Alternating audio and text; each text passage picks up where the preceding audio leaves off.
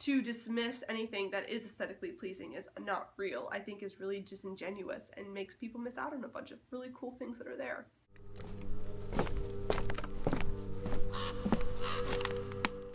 Hey YouTube! So today I just want to talk a little bit about the aesthetics versus the witchy reality.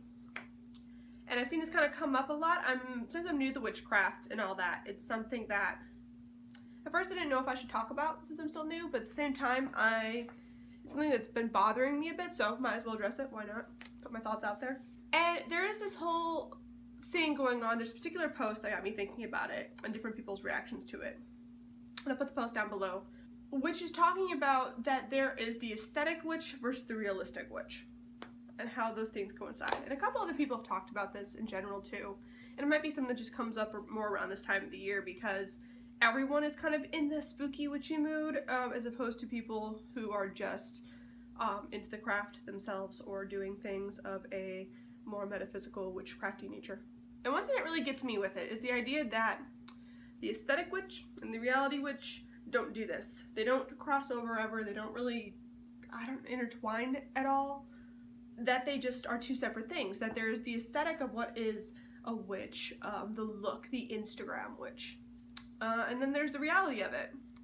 And for me, they do overlap quite a bit. I both do things that are extremely witchy and kind of messy. And then I do a lot of things that are very mundane, and it's somewhere within that Instagram perfection that I sometimes put out, and it's also between that almost run down, doesn't seem like it'd be witchcrafty at all, but it is. And I really kind of wonder too, with everyone who, these questions of people who are more aesthetically witchy than the other, people who are faking it just to get Instagram likes, quote unquote, I'm a witch so I'm edgy, that whole concept, because that's basically what this blog post was talking about. There are people who, I'm witchy but I post about crystals and this because I think it's cool. Like, I post about crystals and tarot cards and sketches that I'm doing that involve witchcraft and all those fun things, and it's because I'm also using them as witch tools. Like, how do you know? How do you know that the person who isn't doing this whole witchy aesthetic that you see in their online persona, do you really know what's behind closed doors? Like, what's happening in their real life beyond that? Do you know? I feel it's very judgmental to, in some ways, just exclude people just because they are just being an aesthetic witch. They aren't being a real witch. What is that, a real witch? What is your definition that coincides with another person's craft or path? Like, what is that? I don't know. It seems very odd to me. Because, I mean, a lot of what originally drew me to the path in many ways is somewhat of the aesthetic portion, is the fact that that aesthetic went kind of along with a certain set of ideals and thoughts and processes. And in a way, too, it kind of makes me wonder, what if we are judging too many younger witches? By younger, I mean, like, they're just newer to the path, like I am kind of. They're new, so they kind of just experiment with the aesthetic part because that's safe. That's something to just kind of play with and see if it interests them at all. And it really could be a cover of the fact that they're really into the whole thing on the back level. So yeah, I guess it's just kind of like a quick little video on my thoughts about it, because I don't necessarily think that these two are separate things. I am kind of aesthetically pleasing. There's definitely parts of my life that aren't all neat and clean and kind of messy with witchcraft, but I like the aesthetic part. I like the idea that I have a pretty tarot deck with pretty crystals, and I like to take pictures about it while I'm also giving myself a reading. I like all the candles and the witchiness, and I like just the feel and the look of them, along with the same idea that I understand that a candle is a great use for magical properties and spell working. I really enjoyed the fact that I have an aesthetically pleasing altar, to the same respect that that altar is still also my sacred space. It looks nice, and it is also a huge representation of my spirituality, of both how I feel inside and represented outside. They can coincide. I don't know, I think that's just the whole, like, how it is, it's the, how do you know? Again, the same question, how do you know they are not a real witch? How do you know that they're just playing at it? And I guess there's some respects of, well, what if they're representing an ill part of the craft? If there's something that they say that you find to be wrong or incorrect, then yeah, call them out and I'll be like, that doesn't seem right.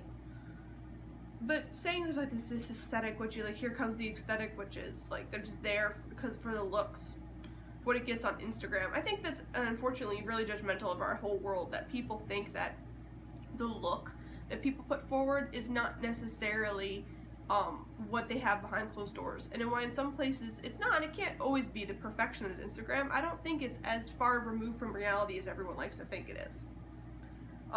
There isn't, I don't think people are really honestly going out there taking that much time out of their day to create this look, this aesthetic, when this doesn't actually speak to them at all. That just seems like a huge amount of wasted time to me.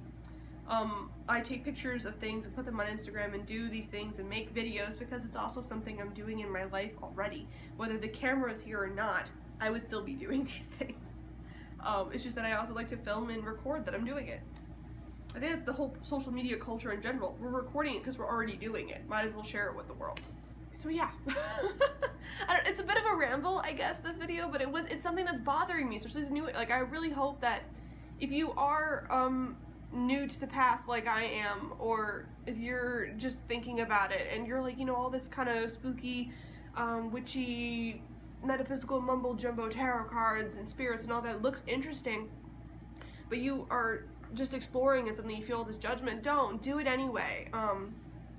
The pretty is also mixed in with some cool stuff underneath, and that's the fun stuff. Oh, and another thing. There's one thing that also gets me too, that I think so many people forget about aspirations. Like, Pinterest and Instagram and all these things social media wise, I personally use in a lot of ways as my quote unquote dream board inspiration, the thing I am aspiring to be.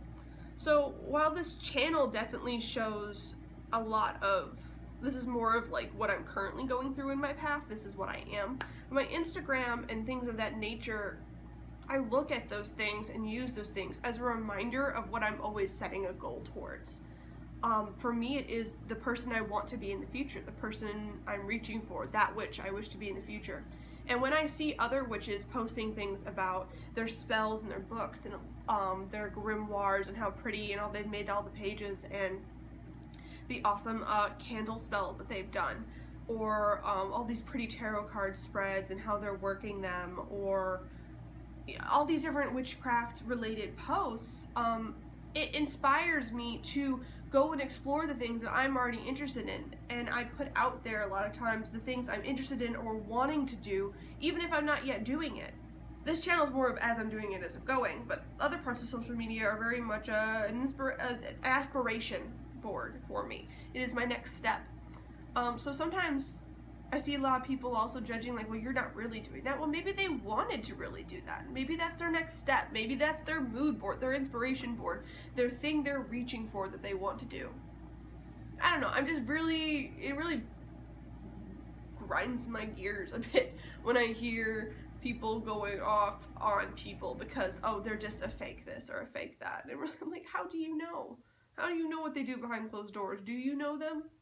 Is it just because they said something that you don't agree with that is rubbing you the wrong way? Or are they doing things like, I mean, if they're actually doing something like saying like, oh, look at all this silly, whatever craft stuff. Isn't it so pretty? But of course I don't actually believe in it. Then yeah, call them out. Be like, then why are you posting about it if you don't believe in it? Why are you putting it out there? Call them out for stuff like that. But just because someone is showing a really pretty awesome life on social media and you just think there's no way that's real, doesn't mean it's fake, doesn't mean it's superficial. I think people are so much looking for the quote-unquote reality of things. It's like, no, the reality can still be aesthetically pleasing, and to dismiss anything that is aesthetically pleasing as not real, I think is really disingenuous and makes people miss out on a bunch of really cool things that are there. I like my witchcraft to be cool and real and also pretty and aesthetically pleasing. It's part of my aesthetic to do both. It also inspires me and makes me feel more of that magical connected with source energy when I'm also creating something that looks good. It inspires me more. It sparks more when my space and everything around me is filled with that whole quote-unquote witchy aesthetic. It makes me feel better. So I'm more inclined to do more witchy things. So yeah, don't knock the aesthetic witch and the reality witch, because they're not this. It's more of like constantly this meshing and interweaving. all the time. So yeah, that's just my thoughts about that. This is Youtober, so I'm doing new videos every single day for the month of October. So I'll see you guys in tomorrow's video. Bye.